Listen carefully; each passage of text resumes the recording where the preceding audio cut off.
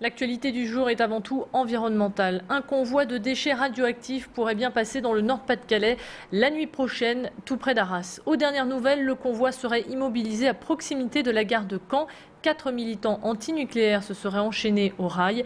Selon l'association Greenpeace, il s'agirait du convoi le plus toxique du monde. Ces déchets proviennent d'Allemagne. Ils ont été traités chez nous en France, à La Hague, et repartent donc chez nos voisins allemands, où ils seront ensuite enfouis dans un centre de stockage. Pour en parler, nous avons reçu sur notre plateau la porte-parole du réseau Sortir du nucléaire, Laura Hameau.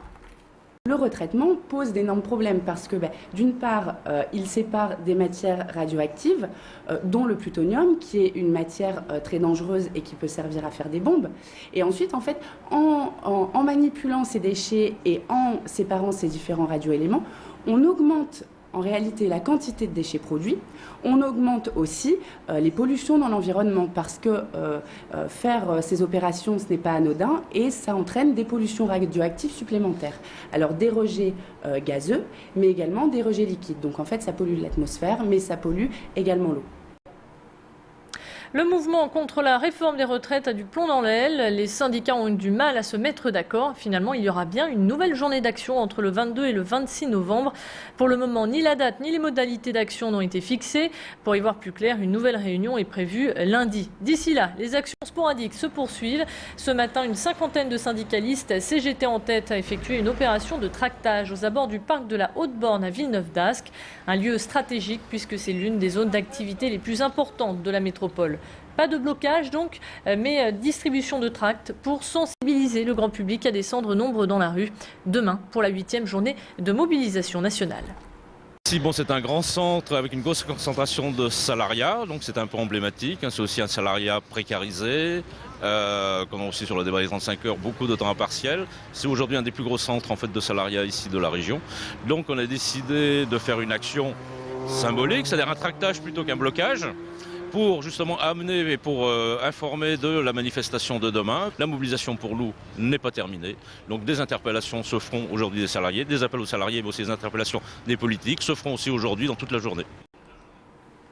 Et puis attention, demain, Transpol annonce des perturbations sur l'ensemble de son réseau. Métrobus et tramways circuleront donc au ralenti. En revanche, trafic fluide pour les autocars. Et puis à noter qu'à la SNCF, le trafic sera normal demain, donc journée nationale de mobilisation contre la réforme des retraites. Il est prêt à s'élancer pour un raid de 2500 km en Nouvelle-Zélande. Cet aventurier s'appelle Francis Provost. Il est pompier professionnel à Marcq-en-Barœul. Ce grand sportif quittera dimanche sa maison de Quesnoy-sur-Deûle pour parcourir à vélo une partie de la Nouvelle-Zélande. Une aventure qu'il prépare depuis 1 an et demi avec un programme plutôt chargé. Pour s'entraîner toutes les semaines, il effectue pas moins de 5 sorties de 100 km. Il partira donc dimanche avec un vélo de cyclocross de 10 kg. À quelques heures de son départ, Frédéric Regnault est parti à sa rencontre. J'ai toujours été passionné de sport. Mon premier sport d'origine était l'athlétisme.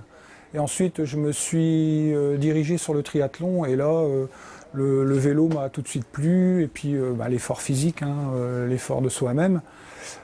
Ça m'a permis de faire mon premier raid en 2001 en faisant la traversée des États-Unis. J'ai fait la route 66 avec ce cadre-là. Il ne reste plus que le cadre. Tout l'autre matériel a été changé, mais c'est un cadre que j'y tiens parce que c'est plein de souvenirs, quoi. On continue à parler de sport avec le LOSC qui a limité hier soir la casse et s'est contenté d'un match nul à Sofia. Score final de partout. Lille garde ainsi ses chances de qualification pour les 16e de finale de l'Europa League. On peut dire que les Dogs ont été très chanceux. Les Bulgares ont ouvert le score avec une frappe de Dembélé. Tullio de Melo a ensuite égalisé. Mais à la 82e minute, une magnifique frappe de Gadzev redonnait l'avantage aux Bulgares. En fin de match, gros soulagement pour le LOSC. Ivanov marque un but, mais contre son camp.